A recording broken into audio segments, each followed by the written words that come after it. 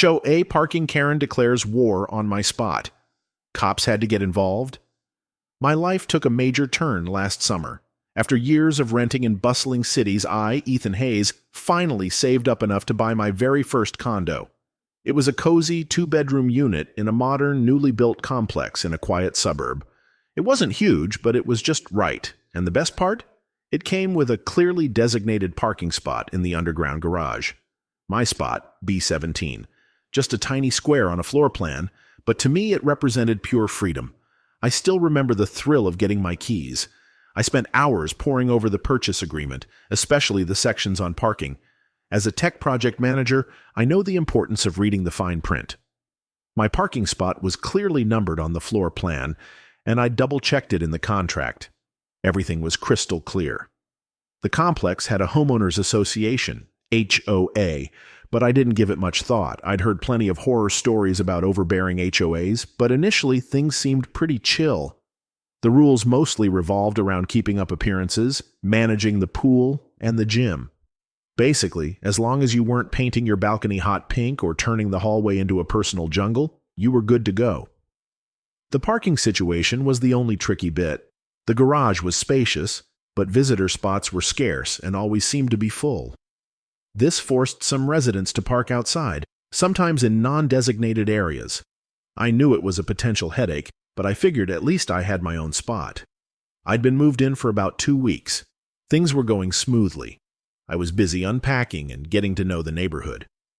One morning, I headed down to the garage to leave for work and spotted a small piece of paper tucked under the wiper blade of my Honda Civic. I frowned, thinking it was some kind of flyer or maintenance notice, but no. It was a sheet of paper with large, scrawled letters in red marker. Move your car immediately. This is a visitor spot. HOA parking violation. Fines will be applied daily. I just stood there dumbfounded. My parking spot was B17. And that's exactly where I was parked. I'd meticulously checked my floor plan and purchase agreement. No mistaking it. I looked around trying to find another visitor spot, but there wasn't an empty one in sight. I was annoyed, but I figured it was just some random mistake. I crumpled the note, tossed it in the trash, and headed off to work. A few days later, though, the note reappeared, thicker and bolder this time, complete with more red marker. Clearly, this wasn't a mistake. Someone was targeting me. I decided to investigate. One day I parked in my spot and lingered a bit, pretending to rummage through my trunk. Before long, a silver SUV slowly pulled in and stopped in a nearby visitor spot. An older woman with meticulously styled hair pulled back in a bun, wearing designer athleisure, stepped out. She carried a clipboard and had a stern expression. It was Agnes. I'd heard whispers about her from a few other older residents. Agnes was known as the complex's queen of rules.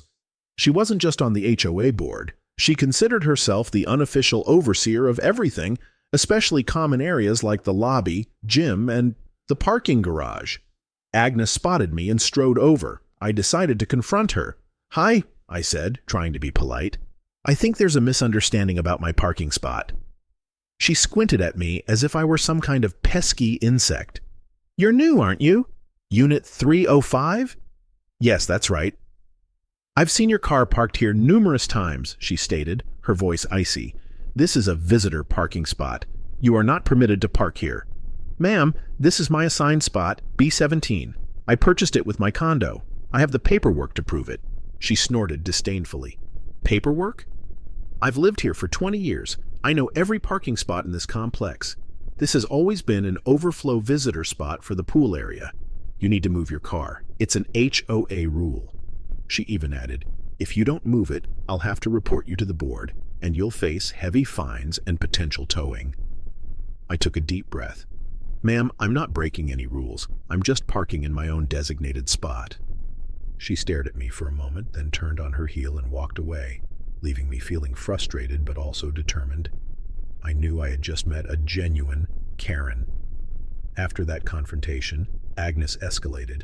Every day I found new notes on my car, each one ruder and more threatening. One time I went down to the garage early in the morning and found her SUV blocking my spot, making it impossible for me to get out. I had to wait for her to move her car, seriously impacting my schedule and even making me late for an important meeting. She also started taking pictures of my car from different angles, like I was some kind of criminal. Once, I caught her red-handed taping a printed parking violation notice to my car window. I approached her calmly and said, "Agnes, you're harassing me. This is my parking spot." She just glared at me and walked away, muttering something about new people who don't understand the rules. I knew I couldn't let this continue. I'd learned from a friend's experience, never stay silent when you're being unfairly targeted. The most important thing was to have proof. I started documenting everything. Every note from Agnes I photographed, timestamped, and saved. Every time she blocked my car, I took pictures of the situation, noted her license plate, and recorded how long I was delayed. I even bought a small dash cam to mount in my car, recording her approaching my vehicle and her actions. I also downloaded a call recording app on my phone to capture any conversations with her or anyone from the HOA. Then I moved on to preparing my legal arsenal. I not only reviewed my purchase agreement, but also downloaded the entire HOA bylaws, internal rules, and meeting minutes from recent years from the complex's online portal. I spent hours reading every page, every line, focusing specifically on the parking clauses, and I found it. Section 3.2.4 of the HOA bylaws concerning parking management clearly stated, each unit shall be assigned one specifically designated and numbered parking space. Unit owners shall have the exclusive right to use their assigned parking space. The HOA meeting minutes from 2018 also mentioned addressing some excess visitor parking, but there was no mention of spot B17 being changed to a visitor spot or being subject to any special conditions. I had more than enough to prove Agnes was dead wrong.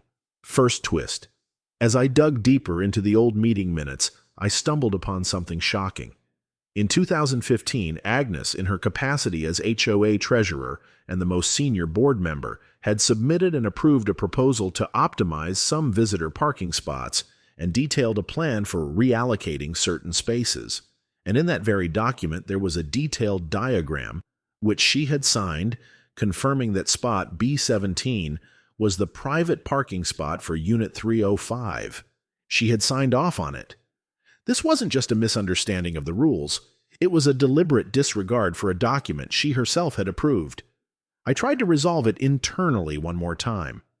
I drafted a very polite email, addressed to the full HOA board, not just Agnes, clearly outlining the situation, attaching copies of my purchase agreement, the floor plan, relevant excerpts from the HOA bylaws, and most importantly, a scanned copy of the 2015 meeting minutes with Agnes's signature, confirming my right to spot B17. I also included the evidence of harassment, photos of the notes, and a video of her car blocking my spot.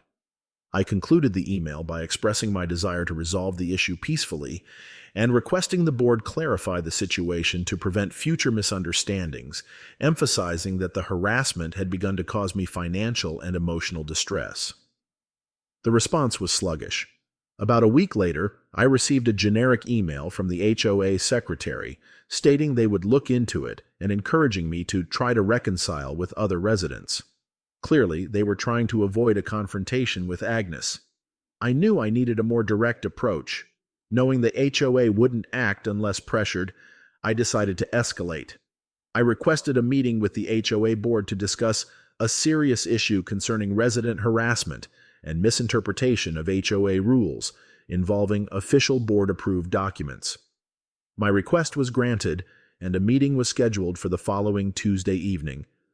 When I arrived at the community meeting room, Agnes was already seated, a smug look on her face and a steely glint in her eyes, as if she were certain I was about to be reprimanded. A few other board members were present, looking tired and eager for things to be over quickly. When it was my turn to speak, I, Ethan Hayes, took a deep breath. I didn't yell or accuse. I spoke calmly, clearly, and methodically, like I was presenting a tech project, but with every word I was chipping away at Agnes's authority. Good evening, everyone. My name is Ethan Hayes, Unit 305. I'm here to discuss a matter related to the use of my parking space and the harassment I've endured over the past few weeks. I began by projecting a copy of my purchase agreement onto the screen, highlighting parking spot B17 and quoting the relevant section from the HOA bylaws.